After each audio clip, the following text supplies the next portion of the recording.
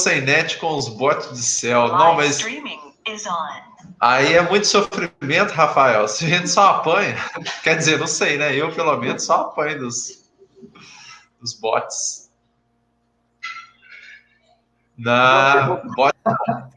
Bot é uma coisa de louco. Aquilo ali, né, ele faz uns lances, tem hora que você pensa assim, hein? Né? Você fica na dúvida, de repente você vê, você tomou mate lá em mais 5 lances forçados. Assim, para. O André, eu falei com o Samuel para ele entrar no nosso clube lá do Lichess. O Rafael já tá lá? Tá, ué. Rafael tá, né? Não, o Rafael Abad. Desculpa. O Rafael Abad. Eu não tenho certeza, não. Não. Porque tem muita gente lá e eu não lembro de cabeça aí. Tá, não. Estamos com 78 inscritos lá, pô. Pois é. Tô sabendo. Bom, então, só dá mais uns minutinhos aqui. Sim. Que marcamos para 17, certo? 17, isso. Faltam, a rigor, faltam 3 minutos na minha conta aqui. A gente pode dar uns 4 minutos de tolerância. Eu já comecei a gravação por conta do problema de semana passada, para a gente não interferir esses problemas técnicos na sua aula, entendeu? No tempo da aula. A gente está no YouTube aqui, ó. Nosso link do YouTube é esse. Qualquer problema aqui, tem esse link do YouTube para o pessoal assistir. Eu mudei um pouco o tema depois de ver aquela... quem é o José Silvino? Não, é o Luiz de Lafayette.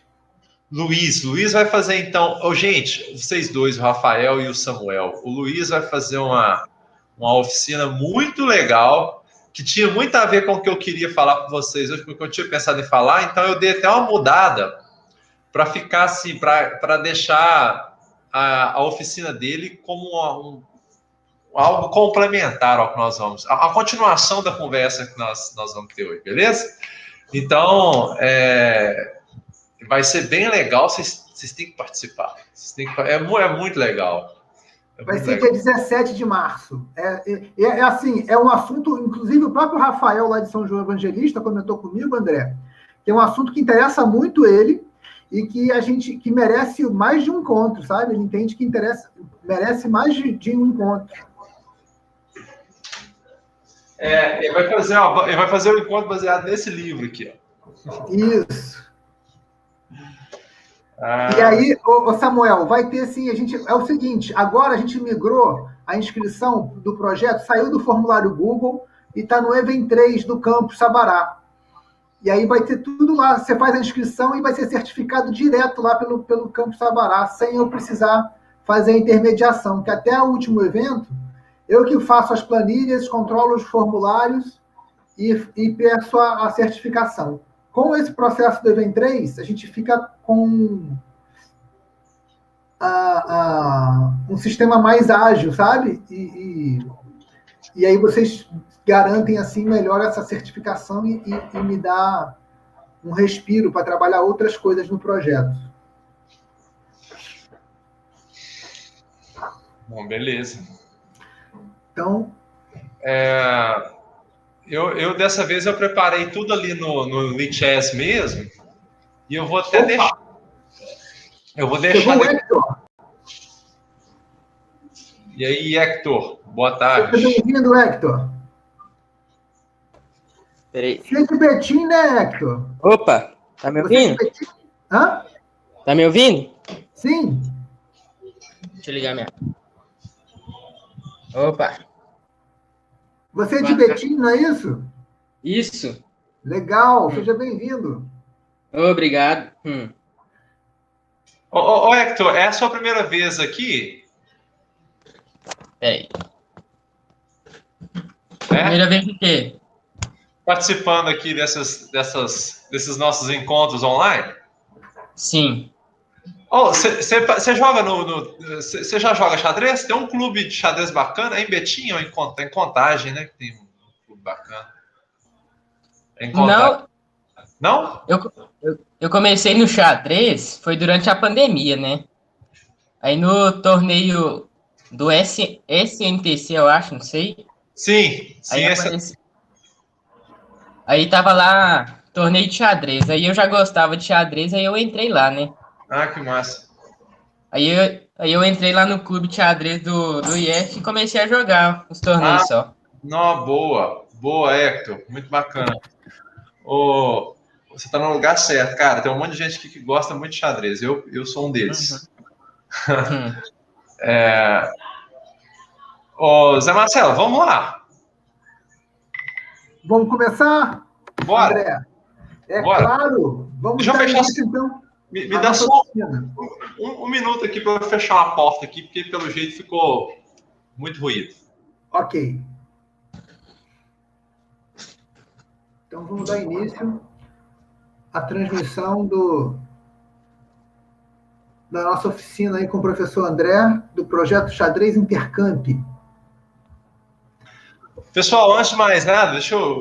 O Hector, é a primeira vez que nós estamos aqui trocando uma ideia. Ô Hector, eu sou professor, mas sou professor de engenharia, viu? De xadrez eu sou só um amante mesmo, assim. Mas aí a gente vem cá compartilhar um pouco das coisas que a gente aprende por aí. Então, pessoal, então o papo hoje é sobre aquele que de longe é o elemento do xadrez mais importante para o jogador, especialmente para quem está começando. Eu não sei se o pessoal estava falando aí que andou jogando aí e tal, e o Samuel falou que jogou umas, mas não está saindo nada ainda não. E eu aposto que não está saindo nada porque você anda tomando muitos golpes táticos aí, né? Então a tática realmente é uma parada que a gente tem que treinar um pouquinho, entender um pouquinho melhor de tática para não sofrer tanto no xadrez. E ao contrário, né, para se divertir bastante no xadrez. Mas o que é tática exatamente? Bom, no último encontro que nós fizemos, vocês viram lá que as peças, claro, elas se movem de maneira diferente e isso dá um poder diferente para cada uma das peças. E que muitas vezes, né, existem, e que por isso, basicamente, existem trocas que são favoráveis para você, tem trocas que vão deixar o seu exército mais forte do que o exército do adversário. Quando você, por exemplo, troca um cavalo seu por uma dama do adversário, seu exército ganha em força. E claro, né, pode acontecer o contrário, de repente o adversário te entregar um peão para capturar um bispo, por exemplo, e aí o seu exército fica mais fraco. E esses lances de ataque, defesa, captura e tal coisa, isso que tem a ver com, sabe, com um aumento de poder imediato, um ganho imediato, e isso é o que a gente conhece como tática no xadrez, beleza? Então são aqueles lances marotos que você faz ali para poder, de repente, conseguir uma troca favorável, uma troca que te deixa melhor na partida, com chances maiores de ganhar. Então, é sobre isso que eu queria falar, e eu queria apresentar para vocês, então, os temas táticos mais importantes, os mais frequentes, aqueles que mais acontecem nas partidas de xadrez. E aí eu vou só falar um pouquinho sobre quando é que eles acontecem, para vocês já ficarem de olho, mas o meu amigo Luiz lá de Lafayette, não é isso, né, Marcelo? Ele vai falar um pouco mais de detalhe para vocês no dia 17 sobre uma maneira muito organizada de você ficar procurando esses negócios na hora que você estiver julgando.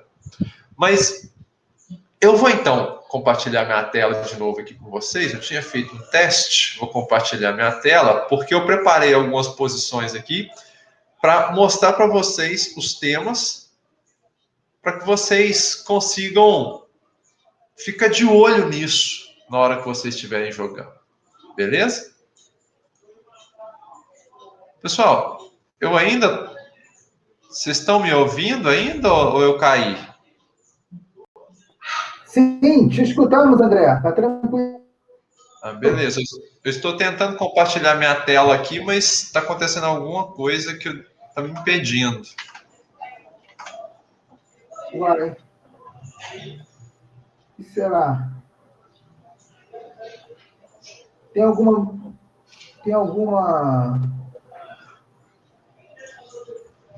José Silvino está aí. Seja bem-vindo, Silvino. Você não conseguiu colocar, não, André? Um momento, Zé Marcelo. Meu, parece que... Boa tarde, pessoal. Tudo bem, né? Bacana, seja bem-vindo. Ok, obrigado.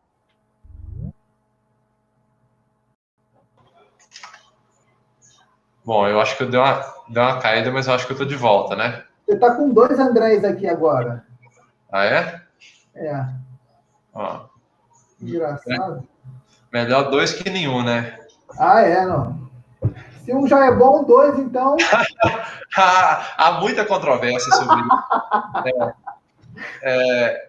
Mas, bom... Agora apareceu a sua tela, André. Ah, que maravilha. Beleza. Todo mundo está Beleza. vendo a tela aí, gente? Pode colocar aqui no Parecido. chat. Ótimo. Beleza.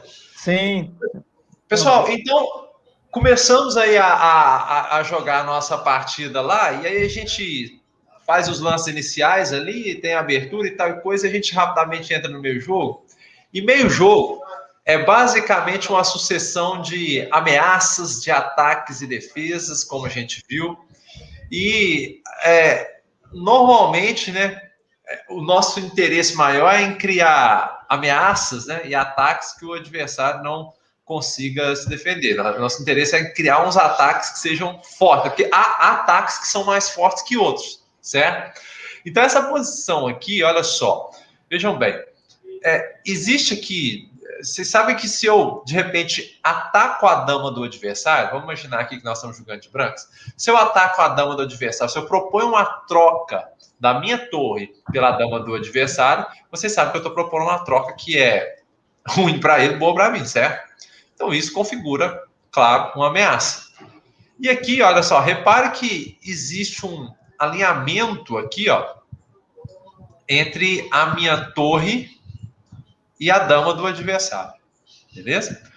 Bom, a minha torre ainda não está ameaçando a dama do adversário, porque eu tenho aqui na minha frente uma peça minha aqui, ó, que está bloqueando esse ataque.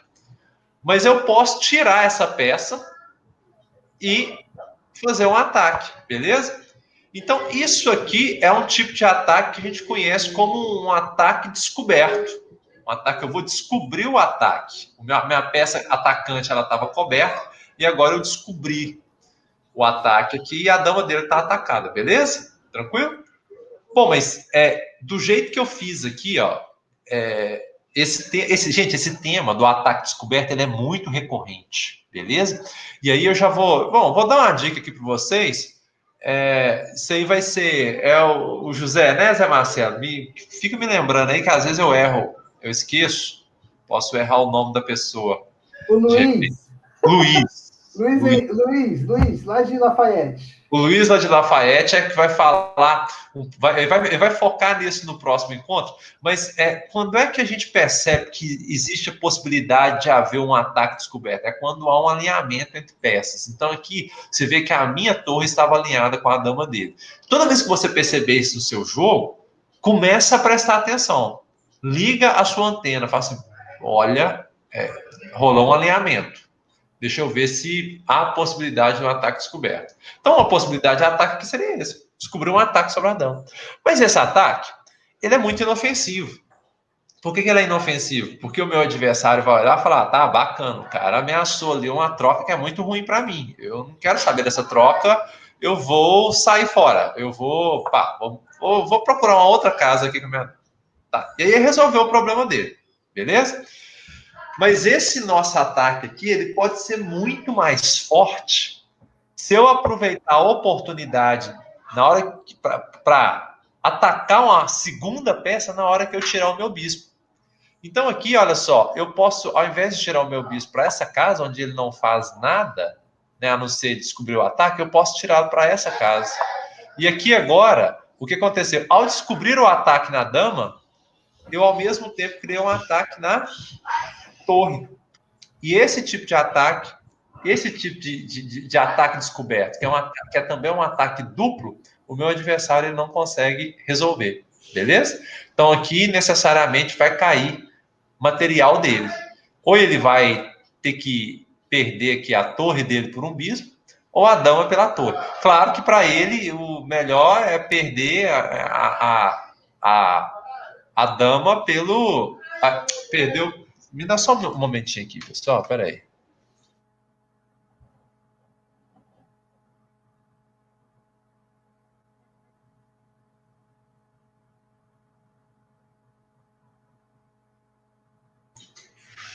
Bom, então, é claro que se ele puder, ele vai querer perder, trocar, né?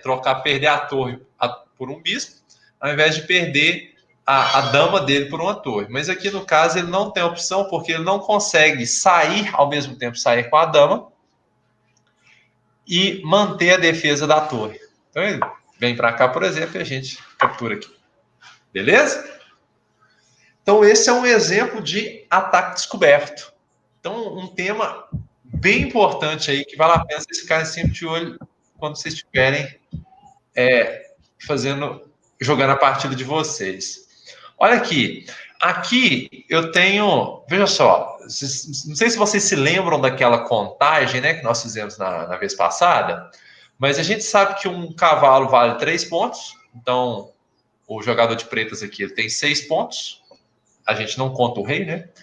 E a torre vale 5, o peão vale 6. Então, aqui o jogador de brancas ele também tem 6 pontos. Mas acontece que aqui agora, o que o cara de branca, o que o jogador de brancas aqui pode fazer? Veja que, primeiro, né? Repara que existe um alinhamento aqui entre essa torre e esse cavalo. Beleza? Então, ele pode descobrir um ataque aqui, tá certo? Ele pode mover o rei dele e deixar, né, descobrir o ataque da torre lá no cavalo. Para onde ele deve mover o rei dele, hein?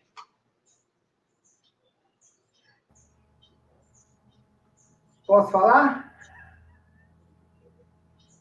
Pode falar, Zé Marcelo. Vamos embora. Para onde que ele deve mover o rei dele? Semelhante àquela última jogada que você orientou, desse ataque duplo, eu ameaçaria o cavalo dele ali do lado, jogando para E3. Exato. Quando ele descobre o ataque dessa maneira, ele, na verdade, potencializa o ataque dele, criando um ataque duplo. Então, esse cara agora está com os 2 cavalos atacados e ele não tem como, obviamente, resolver os 2 problemas ao mesmo tempo, porque ele só pode fazer um lance, né? Só uma peça por vez. Então, aqui ele vai ter que escolher qual dos 2 ele quer perder. Beleza? Então, caiu a vantagem que o jogador de brancas fica com uma vantagem grande aqui, uma vantagem decisiva, vai ganhar a partida. Entenderam, pessoal? Mais um exemplo aqui.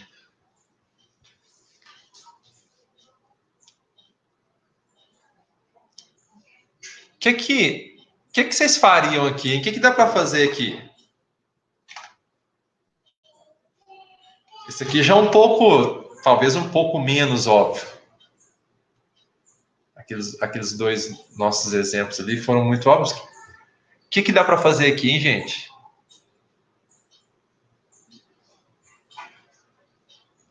Samuel, Hector, Rafael, abre o microfone aí e fala com a gente.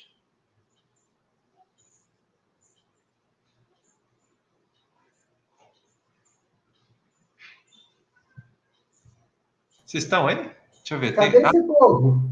Vocês estão aí, gente? Cadê vocês? Estamos sim.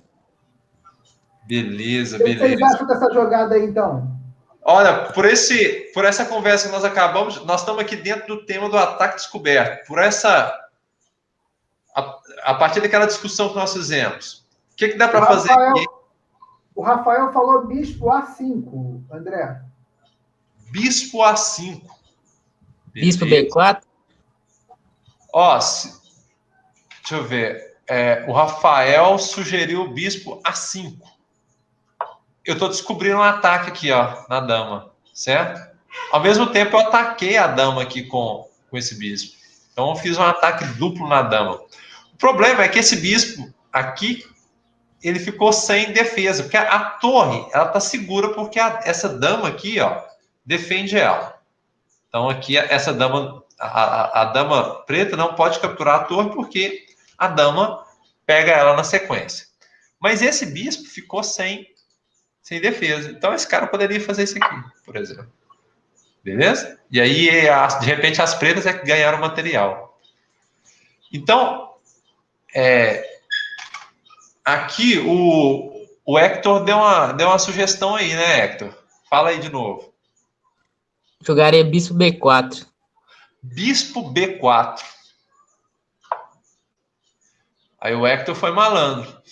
Porque uma coisa que vale a pena vocês prestarem atenção, gente, quando vocês estiverem jogando a partida de vocês, fique de olho nas peças do adversário e ver se ele, de repente, deixa uma peça mal defendida. Então, aqui ele tem uma peça que está mal defendida. Essa aqui, esse bispo. Por que está mal defendido? Porque é o seguinte, quando a gente está jogando um xadrez e tal, e começa a rolar ataque e defesa, o que você tem que pensar é o seguinte, tá? Se o meu adversário tem duas peças atacando a minha peça e eu tenho duas defendendo, tá ok. Tá equilibrado, ataque e defesa, ele não pode capturar a minha peça. Se ele tiver uma peça a mais do que eu tenho defendendo, aí é problema. Porque aí ele consegue capturar a minha peça e ganhar material. Então aqui, por enquanto, esse bispo, ele está sendo atacado pela dama, tem um atacante, mas tem uma defesa. Então, por enquanto, está balanceado. Mas se eu conseguir colocar mais uma peça atacando esse bispo sem que ele consiga trazer outra defesa, então eu quebro esse equilíbrio e aí eu posso ganhar a peça. Beleza? E aqui, olha, ao fazer o lance que o Hector sugeriu, esse lance, eu estou trazendo mais uma peça para atacar esse bispo. Repare que esse bispo aqui também, ele ficou sem defesa, beleza? Ele tá indefeso aqui. Então, a princípio, esse cara poderia capturá-lo. Mas por que esse cara não vai capturar esse bispo? Por que ele não vai aproveitar que esse bispo branco ficou sem defesa e vai lá capturá-lo? Porque senão vai a dama. Exato. Porque esse bispo, ao sair daqui para ir lá atacar o bispo preto, ele descobriu um ataque aqui da torre na dama. Então, agora a dama está atacada. Epa, peraí. A dama está atacada. Então, se ele gasta o lance dele capturando esse bispo, a dama dele cai na sequência. Beleza? Então, aí está o poder. Na verdade, todos os ataques que você, seja por ataque descoberto, seja qualquer outra forma de ataque, o poder do ataque é maior quando você consegue atacar mais de um alvo ao mesmo tempo. Aí você cria muitos problemas para o cara resolver que ele não consegue resolver. Certo?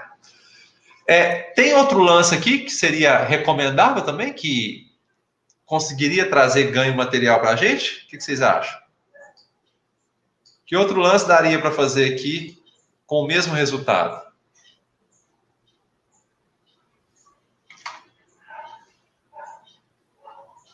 Fala aí, boa tarde. Qual outro lance dá para fazer, hein? Com o mesmíssimo resultado.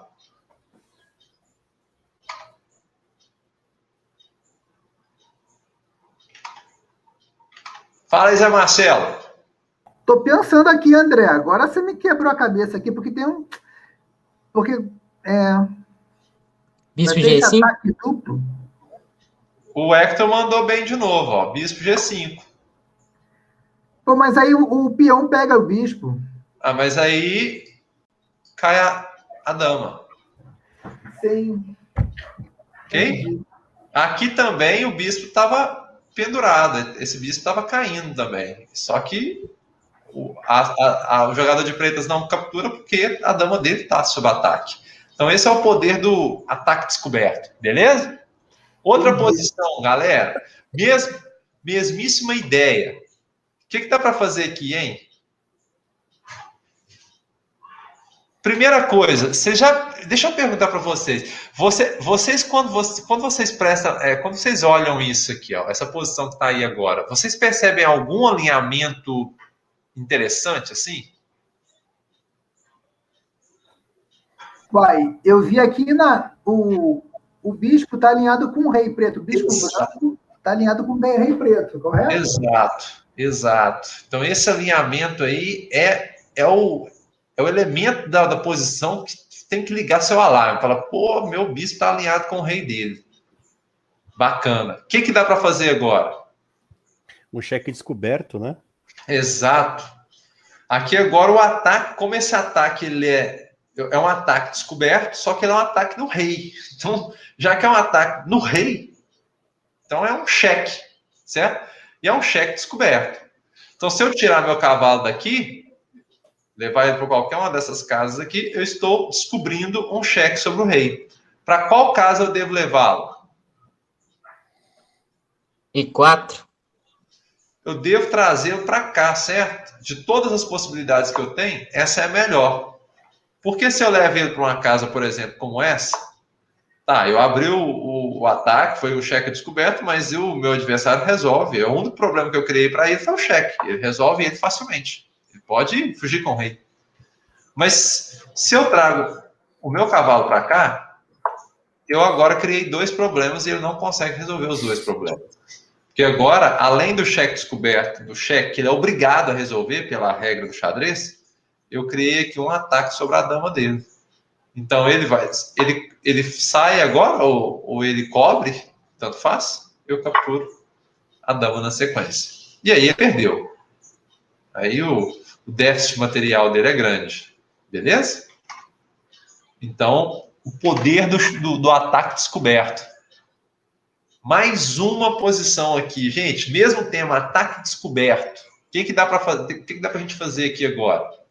Qual é o alinhamento que vocês conseguem perceber aqui nessa posição?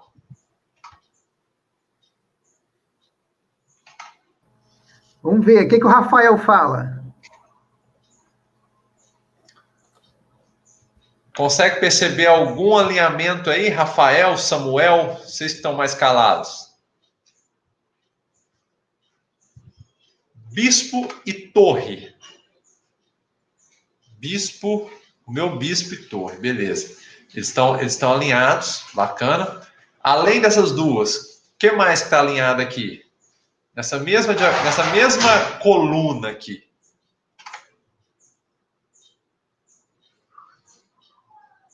Porque um alinhamento que é muito importante vocês prestarem atenção, vocês têm que ficar muito esperto com o alinhamento entre a peça de vocês e a peça do adversário.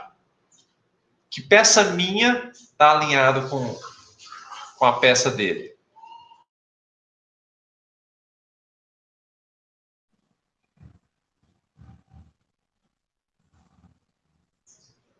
Todo mundo está vendo aqui, ó, que a minha torre está alinhada com a dama dele?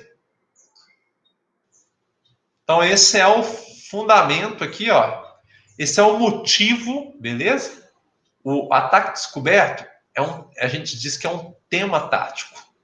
Agora, o motivo desse tema tático existir é o alinhamento entre a minha peça, a dama, ó, a torre, e a dama dele, certo? Então, existe a possibilidade de eu descobrir um ataque ali na dama dele. Mas é claro que se eu fizer, por exemplo, aqui, ó, se eu faço esse lance aqui, por exemplo, digamos que eu faço esse lance. Então, eu descobri o ataque. Bom, mas aí, como a minha torre está em defesa, ele pode simplesmente capturá-la, certo? Então, esse aqui foi um erro que eu cometo se eu fizer esse lance. Eu poderia fazer um outro lance aqui, por exemplo, desse jeito aqui, ó. Ah, beleza. Eu tirei o meu bispo defendendo a torre. Então, agora ele não pode mais capturar a torre, porque eu capturo a dama. Tá, mas aí ele simplesmente sai com a dama, vai com ela para qualquer outro lugar, por exemplo, aqui, e resolveu o problema. Então, nenhum desses dois lances que eu fiz é o lance mais forte da posição. Qual é o lance mais forte aqui? Aproveitando que eu percebi que elas estão alinhadas e que eu posso descobrir um ataque na dama. Como é que eu vou descobrir esse ataque? Bispo H7. Bispo H7. Por que Bispo H7? Porque quando eu jogo Bispo H7, eu crio mais um problema para ele, que é o cheque sobre o rei.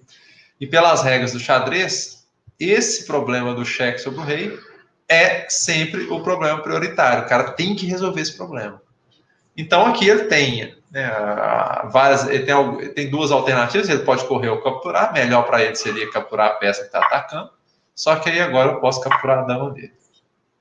E agora, Pode capturar aqui, por exemplo. Então, eu entreguei para ele uma peça, o meu bispo, mais a torre, 5, mais 3, 8, e capturei a dama dele. Fiquei com 1 ponto de vantagem, mas a dama, a depender da posição, ela ainda assim, isso aqui ainda assim pode representar uma vantagem grande aqui para o cara. Isso que eu te perguntar, André. Ô, André, Nesse sacrifício, ele não perdeu muita peça, o branco? Ficou em desvantagem? Ô, José Marcelo, Assim, eu ia falar exatamente isso, porque no caso, as brancas estão em desvantagem, por causa que pode até o número aí da soma do valor das peças dar mais representatividade para a branca, mas a capacidade ali de você organizar as peças, de você ter maior poder de expansão, ataque, etc., de 3 peças dessas é muito maior para as negras, né? não, pois é, aqui, mas a vantagem, as pretas tinham vantagem material já no começo, né? Da posição. Então Ah, a sim. posição já era ruim no começo. A troca foi vantajosa, vamos dizer assim, né? Aqui claramente, ó, o jogador de branca já estava em desvantagem material, beleza? Que ó, tinha uma dama para cada um, tinha uma peça menor, uma torre, as pretas estão em vantagem de uma peça menor. Mas se a gente fizer só a contagem, a troca é favorável para as brancas, porque eu entreguei 3 desse bispo, que foi sacrificado lá no rei, mais 5 da torre, e a 8, e capturei 9 dele. Então, ainda assim, se for contar só naquela questão dos pontos, eu estou em vantagem de 1 ponto. Mas a dama, numa posição, assim, numa posição feito essa aqui, ela consegue, pela né, flexibilidade dela, ela consegue atacar, criar muitos alvos. Então esses peões vão começar a cair rapidamente, porque ela consegue fazer ameaça em tudo quanto é lugar, e as pretas não conseguem coordenar as peças dela para que umas fiquem defendendo as outras. É muito difícil isso. Nesse meio tempo, o cara consegue vantagem. Assim. Eu acredito que o jogador de brancas aqui ganha com esse golpe, após esse golpe, né? Ô, André, disse que eu vou discordar de você, mas eu gostaria de jogar de pretas aí, viu? Eu preferiria. Eu com certeza acho que ia preferir, porque não sei se vocês já trabalharam até com os alunos que estão mais iniciando no xadrez, de vantagem material e vantagem dinâmica. Na minha concepção, a vantagem dinâmica das pretas está maior, por mais que a dama, como eu falei, tenha um poder de abrangência muito grande, né, eu acho que a coordenação de outras peças pode dar um fator muito preponderante para as negras. Isso é uma percepção. Isso daí também depende muito do oponente, do adversário que você está jogando, se vai conseguir fazer essa coordenação, né? Ah, Também claro, depende muito. claro, claro. É evidente. Aqui, por exemplo, as pretas já estão, vamos dizer assim, aqui já estão. A dama não pode sair para qualquer lugar, porque já está rolando ameaça de mate aqui. Então, assim, tem que ficar atento aqui o jogador. Mas eu ainda boto fé que o cara de brancas ganha. Mas eu acho que eu preferiria jogar de brancas ainda. Vale um desafio aí, hein? O que vocês acham? A Opa, gente quem sabe, né? já pode jogar depois, então. Vale a pena. Materialmente aqui, ó, as brancas têm as brancas estão em desvantagem ainda, né? Considerando aqui, isso aqui dá 11 contra 9. Então, em 2 pontos de desvantagem aqui. Mas eu ainda boto fé. Bom, próxima posição, essa aqui. O que dá para fazer aqui, hein? Qual alinhamento vocês conseguem perceber aí? Rafael e Samuel, manda no chat aí. O Hector e o Aion estão aqui mandando, estão participando bastante. Mas vocês todos, inclusive o José Silvino, que está ali também. Quem tiver, o Giovanni entrou agora, eu não tinha visto o Giovanni. Ô, Giovanni, boa tarde, seja bem-vindo. Giovanni, seja bem-vindo. Pessoal, o que vocês conseguem, o que vocês percebem aqui, hein? Mais um exemplo de ataque descoberto.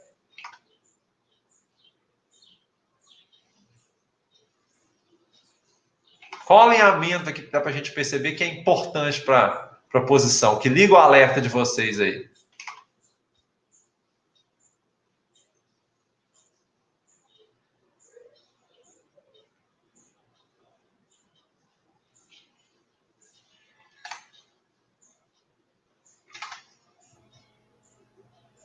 Bom, Silvino tá quietinho, Silvino. Fala aí, Silvino.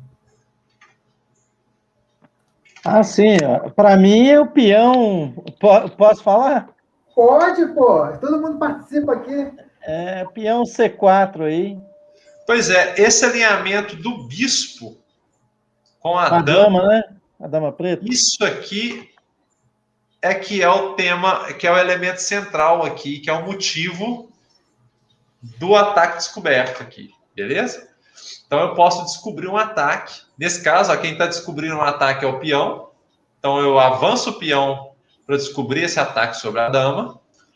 A dama não pode capturar porque o bispo está defendido. E o detalhe é que, ao avançar esse peão, eu também ataquei esse bispo. Então agora vai cair material do jogador de pretos. Beleza?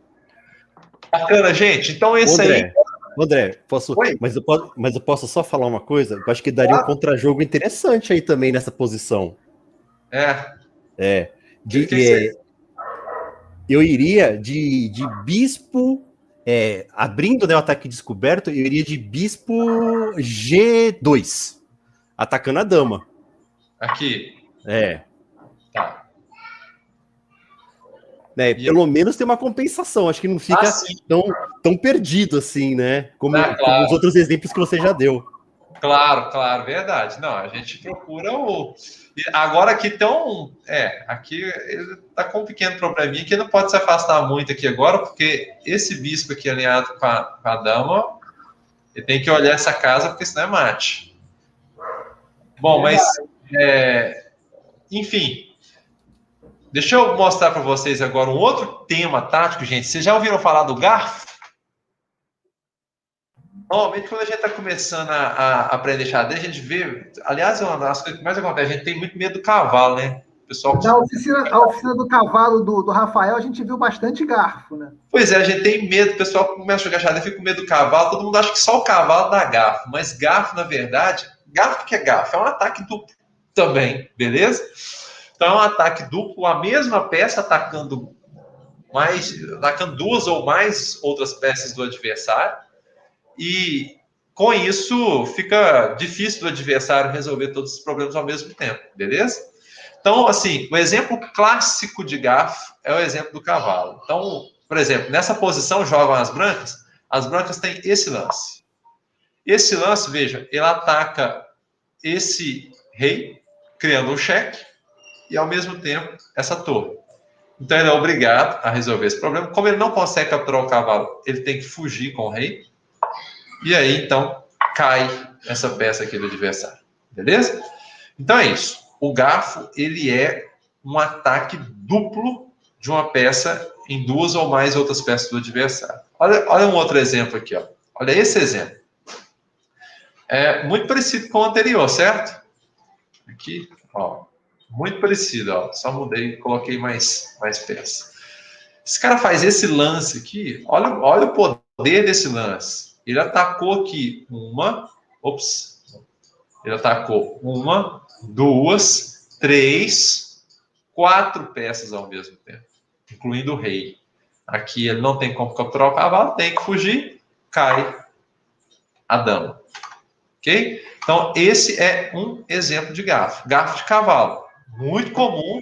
Fala aí, quem nunca tomou um garfo de cavalo? Só quem nunca jogou xadrez. Certo? Garfo de cavalo é o que mais acontece.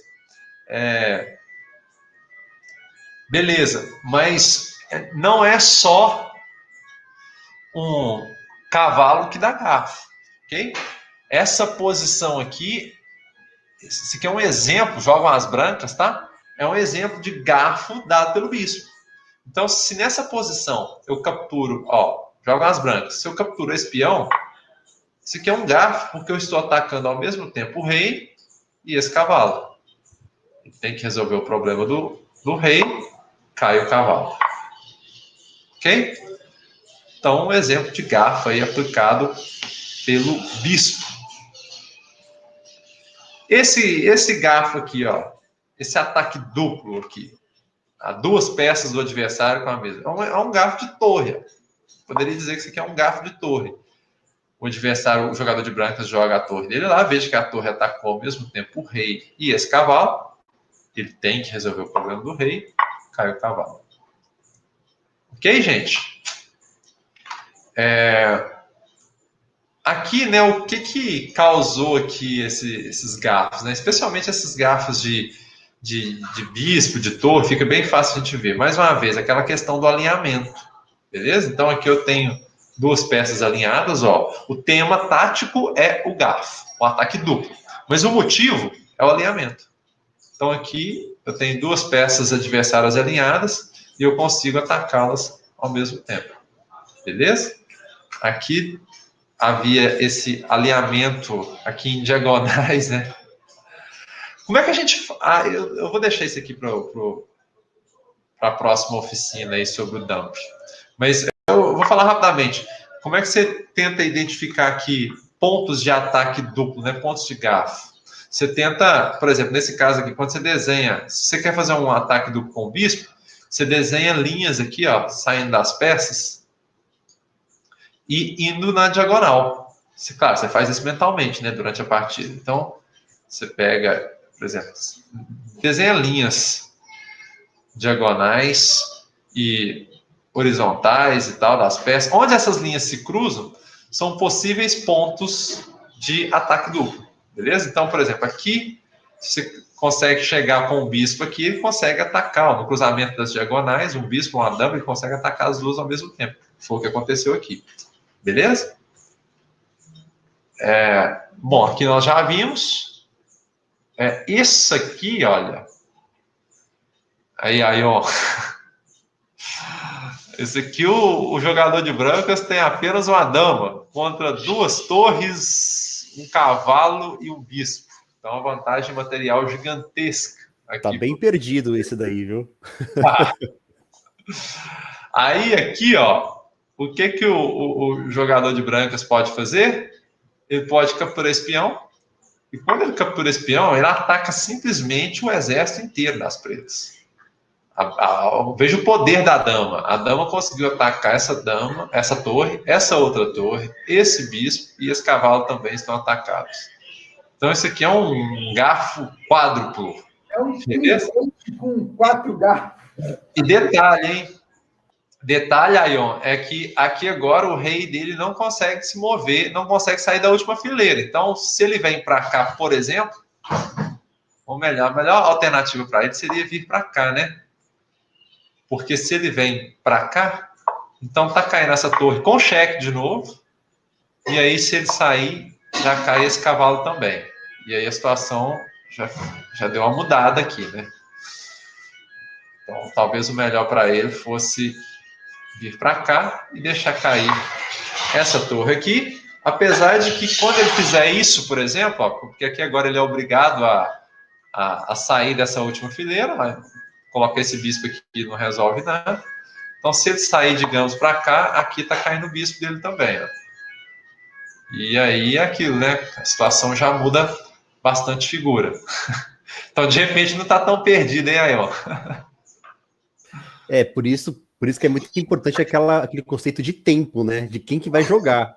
Porque quando você vê a imagem estática, a gente não tem muita noção. Nem sempre num problema de xadrez quem joga é as brancas, né? Então, claro que não. Isso aqui é tudo...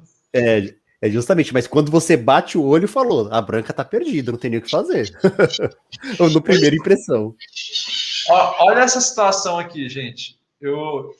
Cheque sobre o rei branco. Claro, né? Quem joga é as brancas, né? Não tem outra alternativa. Joga as brancas, o rei tem cheque. E detalhe, né? A vantagem material aqui é das pretas. O que pode acontecer? O que vai acontecer aqui agora, hein? Para onde eu levo esse rei?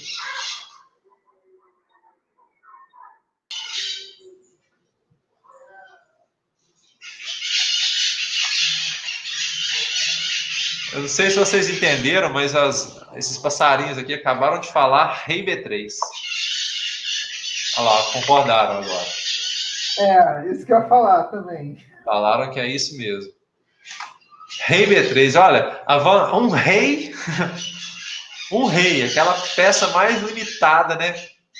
O peão talvez seja mais limitado, mas é uma peça bastante limitada, de repente aplica um garfo, um ataque duplo. E isso acontece, viu, gente? Então, aqui agora, cavalo e torre estão atacadas e não há como uma defender a outra. O rei segura todos os cantos aqui, né? Os cantos desse quadrado aqui, não tem como a torre se deslocar de maneira a defender o cavalo. Então, sai a torre, o cavalo cai. E, de repente, agora a vantagem já é das brancas. Beleza? Bom,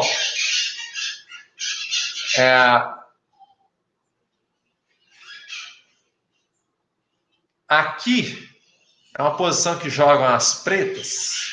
E aí, veja, é uma posição que está no começo da partida. Isso aqui, e a gente faz muito isso quando a gente está iniciando o xadrez. Então, normalmente o cara vai desenvolver as peças, ele quer tirar as peças todas, quer fazer o rock, então ele quer tirar esse bispo aqui. E muitas vezes a pessoa não sabe para onde levar o bispo.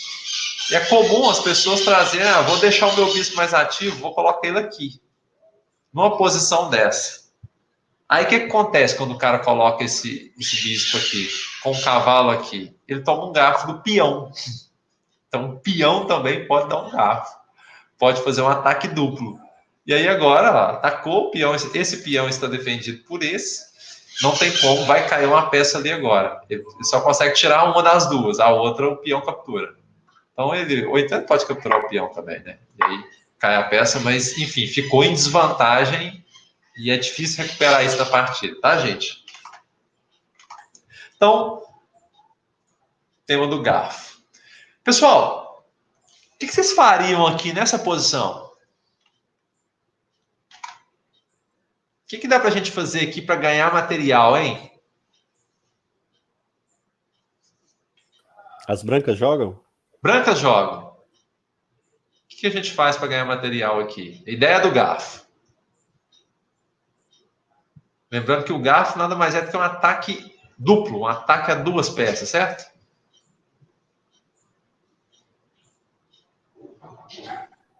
Dama C2? Dama C2.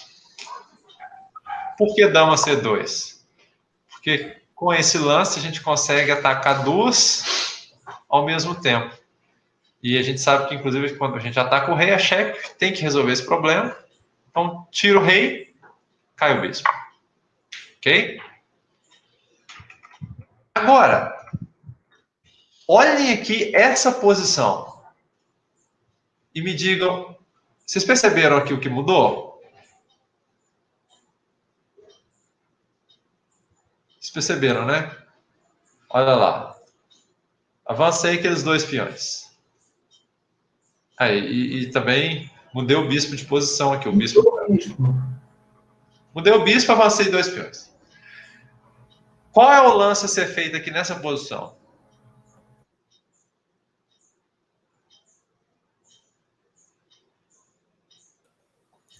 Bispo G6? Bispo captura G6, certo? Então, isso aqui agora, gente, já é o que a gente chama de combinação. Então, o motivo, assim, o tema não está pronto. Você tem que criar a situação. Quando eu avancei aqui esses dois peões, eu cobri o rei e não tem mais aquele tema do cheque. Então, aqui nessa posição agora, não dá para eu jogar minha dama aqui na expectativa de dar cheque lá, porque está coberto. Mas eu posso criar aquela posição. Então, eu jogo isso aqui.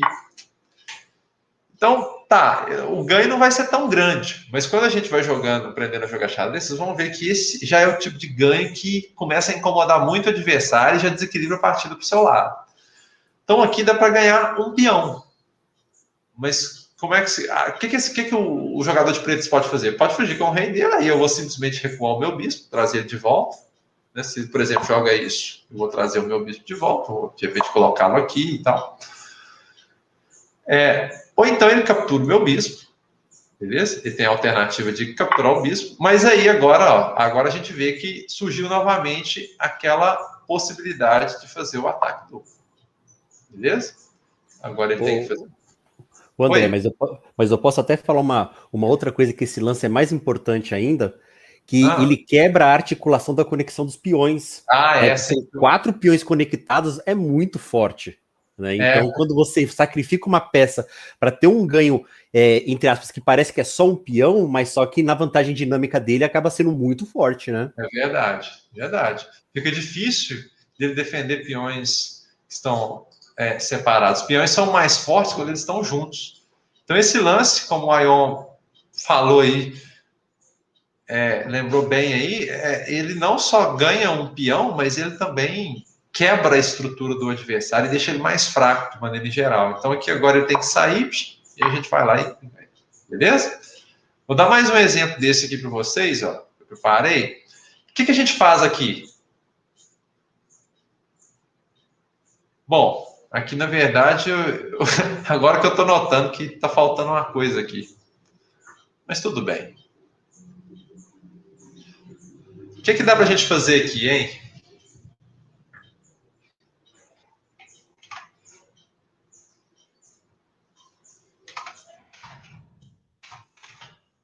Olha, aqui dá para eu poder criar um ataque duplo aqui nesse rei, nesse peão, certo?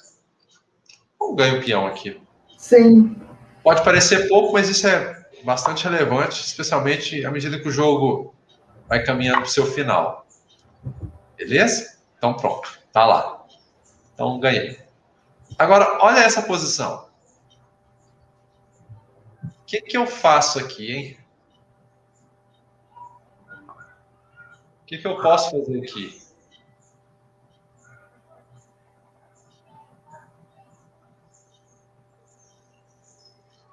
Isso aqui é mais a cara de uma partida. Isso aqui é o tipo de posição que acontece numa partida.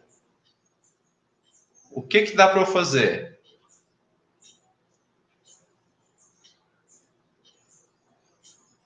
Eu posso ganhar o peão do mesmo jeito, beleza? Eu posso capturá-lo. Ganhei o peão. Se ele captura agora, o que acontece? O ataque. Então, ganhei o peão do mesmo jeito. Isso aqui é um exemplo de uma combinação, mais uma combinação. Combinaçãozinha bem simples, mas combinação. Okay? É um desdobramento interessante, André. Gostei dessa. Esse é um suposto sacrifício da dama para... Exato. Pois é, mas na partida acontece assim. Jogo. A gente vai juntando as coisas para fazer essas combinaçõezinhas aí e ganhando. Beleza? Bom, vou falar de mais 2 temas aqui. Eu tenho mais 4 posições aqui que eu quero mostrar para vocês. A próxima posição é da cravada. Quando é que a gente diz que uma peça está cravada? A gente diz que uma peça está cravada quando ela tem atrás dela uma peça mais importante e tem uma outra peça atacante aqui que pode capturar a peça mais importante se a peça menos importante sair. Como assim? Olha só, olha esse cavalo. Olha esse cavalo. Esse cavalo está aqui, ele tem atrás dele o rei. O rei é a peça mais importante do jogo. E eu tenho um bispo aqui, ó. Se esse cavalo não tivesse aqui, o meu bispo estaria atacando o rei.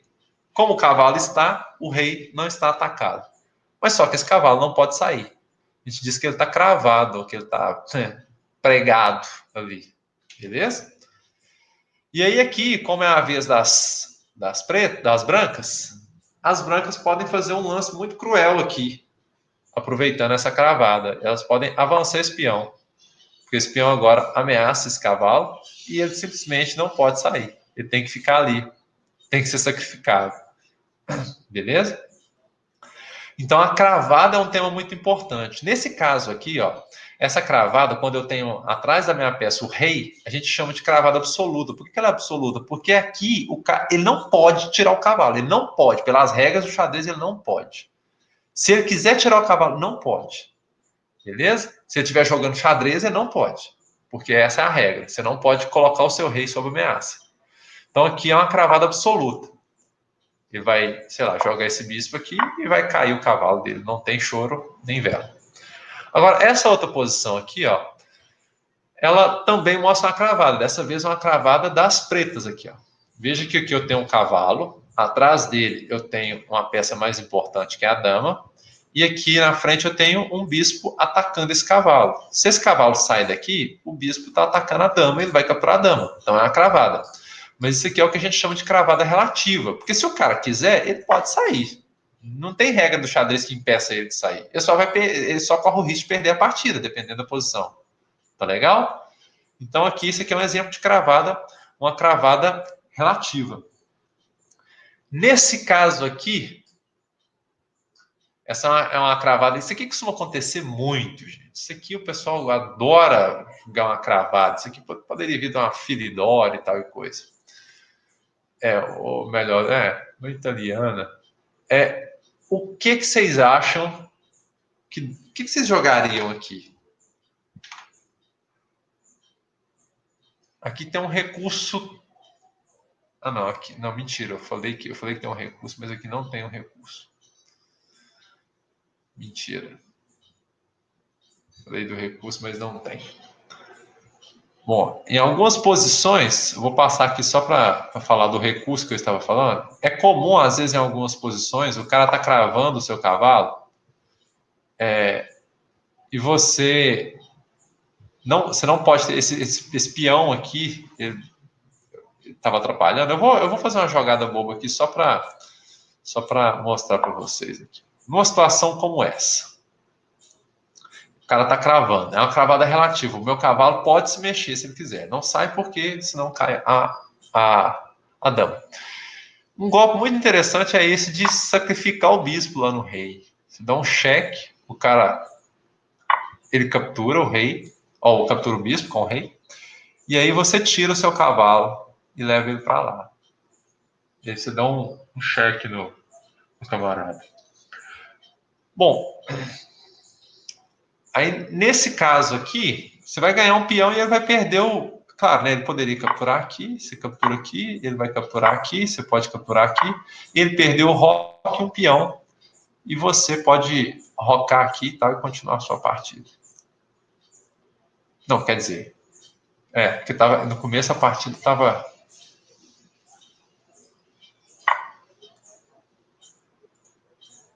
Olha, eu fiz o lance errado.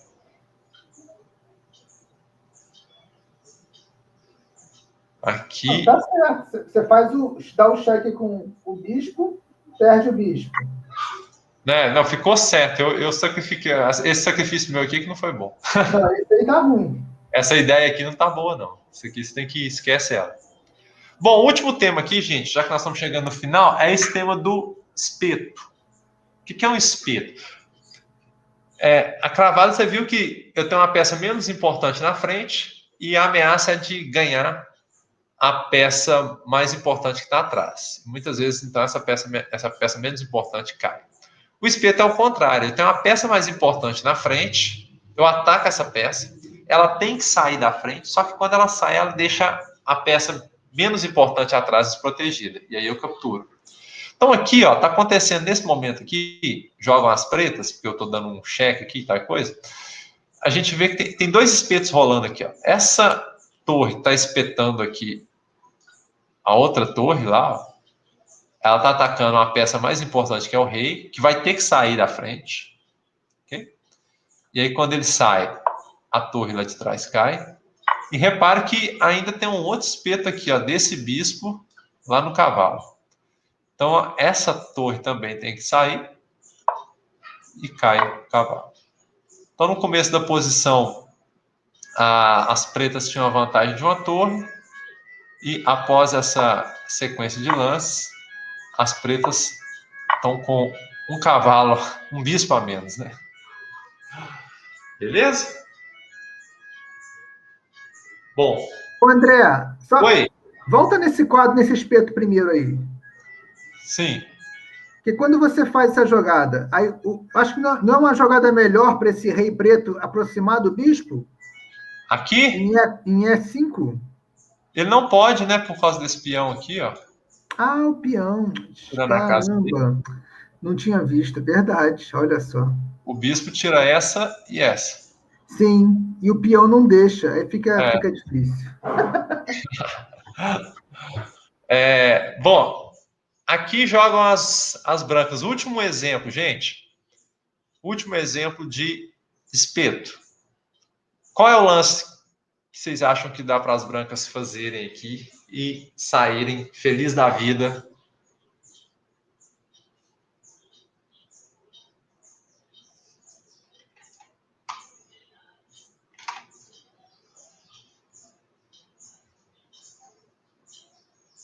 Depois do lance. O que elas jogam?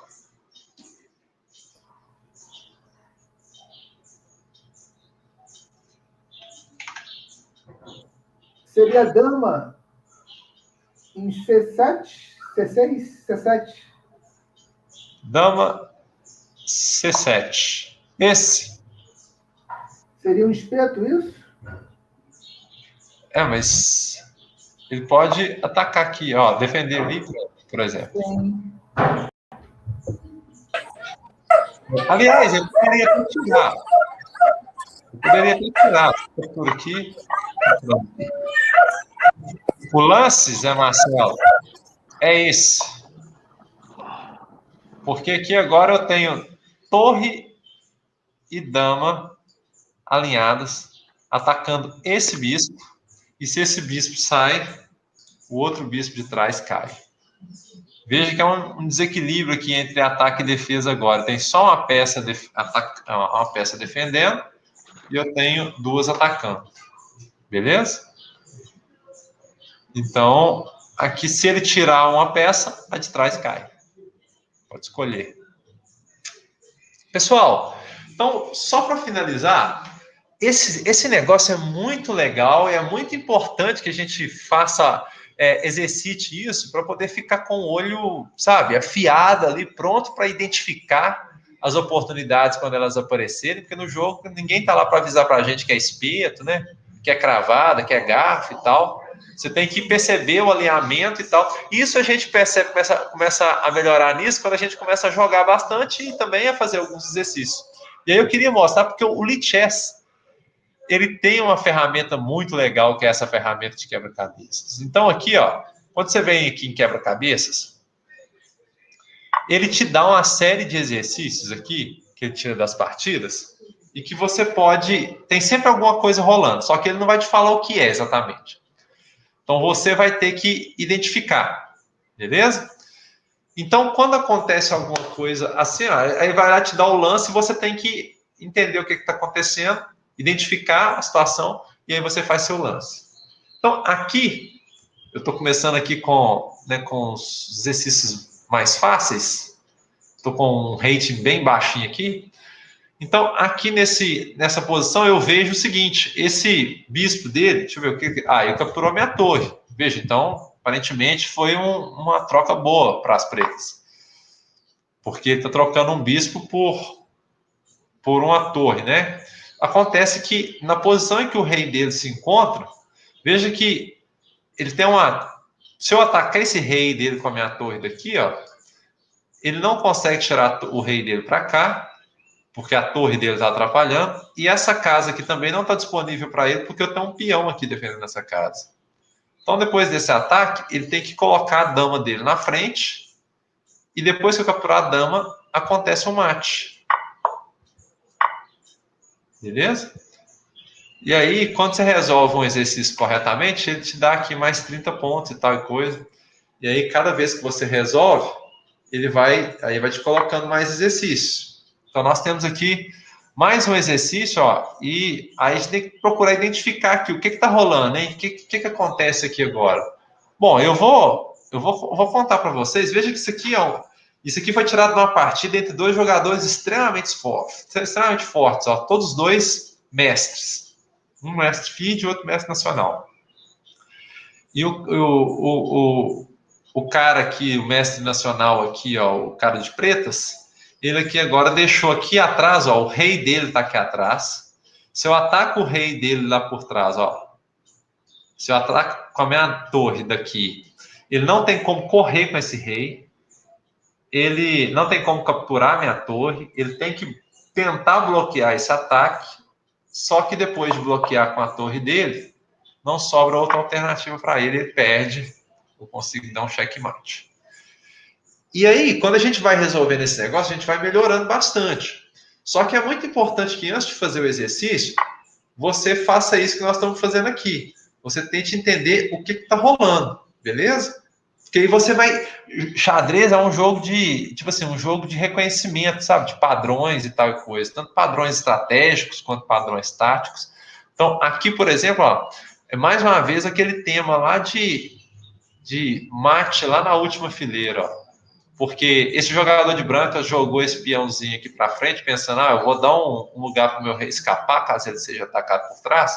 Só que o jogador de pretas colocou esse bispo aqui, ó. Esse bispo impede o rei dele de ir para lá.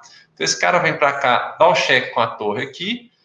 O cara de brancas não tem outra alternativa a não ser voltar com a torre dele, só que isso não resolve o problema, porque depois que eu capturar a torre branca dele, ele levou mate. O André, só para complementar esse quebra-cabeça, né, que fica uma dica para os novatos, sempre que o seu adversário tem um bispo ainda em jogo e você quer fazer uma casa de fuga, sempre faz uma casa de fuga na cor oposta ao bispo, para não cair justamente nesse problema, né? Verdade. Se o cara quer fazer, se o jogador de preto está com um bispo de casas negras, casas escuras, então você avança esse peão do meio aqui, cedendo essa casa clara para o seu rei, porque aí não tem chance do seu adversário fazer o que esse cara aqui fez, ó. Atacar a única casa de escape ali do rei. E é tão legal esse negócio do Lichess, que tem aqui, ó, no quebra-cabeça, quando você vem aqui no painel de quebra-cabeça, depois que você resolve bastante, ele te dá aqui, ó, o número de quebra-cabeças que você fez, e ele te fala aqui, parece aquele gráfico do Pro Evolution, né? Não sei se vocês já jogaram aí, que mostra a força de cada jogador. Um gráfico de teia. Pois é, ele te mostra que onde você teve desempenho melhor e onde você teve desempenho pior. Então ele te mostra qual é a sua fraqueza e qual é a sua força. Por que isso é legal? Claro, mas para isso aqui ser efetivo, você tem que resolver aí uns 100, pelo menos, né? O que você pode fazer? Você pode... deixa eu ver. É aqui, aprender, praticar. Você pode pegar aquele tema da sua fraqueza, quer ver? Deixa eu pegar o painel aqui. Então, digamos aqui, por exemplo, ó, ataque na ala da dama. O mate do corredor é uma fraqueza. Não, ataque da ala da dama. Isso aqui é uma fraqueza minha. Eu quero treinar esse negócio aqui, então. Então, eu vou praticar. Eu vou procurar o ataque na ala da dama. Só que aqui está em inglês, né? Deixa eu ver. Zugzwang.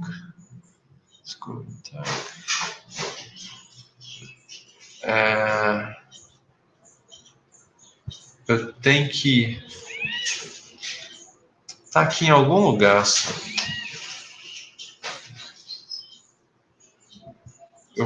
Deixa eu... Será que eu não pôs o Storm? Eu tô... Não, eu não pôs o Storm. Isso aqui tem uma ferramenta aqui que te dá a possibilidade de você escolher, sabe? Você quer só... Aqui, eu acho que é aqui, temas de quebra-cabeça. Tá. É aqui. Então, finais de torre, ataque descoberto, ataque duplo. Tá vendo aqui, ó? Garfo. Todas essas... Ataque na ala da dama. Era a minha fraqueza. Então, eu vou praticar só ataque na ala da dama agora. Então, todos que vão cair aqui são exercícios de ataque na ala da dama. Beleza? Então, eu posso começar a resolver aqui alguns exercícios. Isso aqui, ó, é um outro mate. Eu sacrifico a minha dama lá. Eu dou... Veja que, mais uma vez, o cara tem aquele bispinho dele aqui. Beleza? Segurando essa casa. Então, eu jogo a minha dama aqui, dando cheque. Ele só tem uma alternativa, que é capturar a minha dama. E a minha torre chega na sequência, finalizando o serviço. Bom, Mas aí, pessoal, fica essa dica. Eu espero que vocês tenham gostado aí. Passamos 5 minutos já, né, do prazo. Espero que vocês tenham gostado aí e achado instrutivo esse encontro aí de hoje. Legal Beleza? demais, André. Sempre tem alguma coisa para aprender. Sensacional. Não é? Bom, e aí não percam o próximo encontro aí sobre o Dump, que é maravilhoso. Dia 17 de março, já vai estar lá, nós vamos colocar no Event 3, a gente vai divulgar, e vai ser com o Luiz, lá de Lafayette, do Clube de Xadrez de Lafayette, do IFMG. São todos convidados, coloquem na agenda. E outra coisa, quem não está no nosso clube lá do Lichess, entra no Lichess. Rafael Abad, Samuel, respirem, tomem coragem e vão encontrar com a gente lá. Marca um jogo lá comigo. No mais, a gente agradece, né, André? Valeu demais, eu agradeço a sua disponibilidade também. A Ion presente aí também no debate. Gente, e a gente fica aí na nossa história aí do xadrez Intercamp. Valeu demais, gente. Valeu demais. Até muito dia 17 de março. André, você vai continuar marcando... Oi? Desculpa só agradecendo o Ion aqui. Como é que você falou, Zé Marcelo?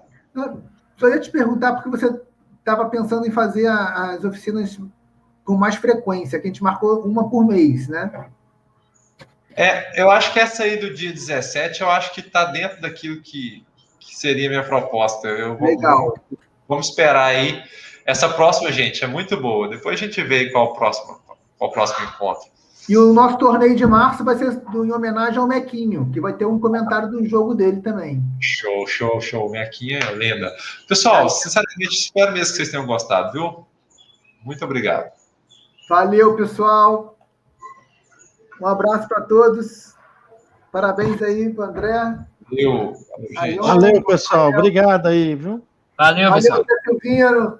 Bacana. Um abraço a todos aí. Abraço.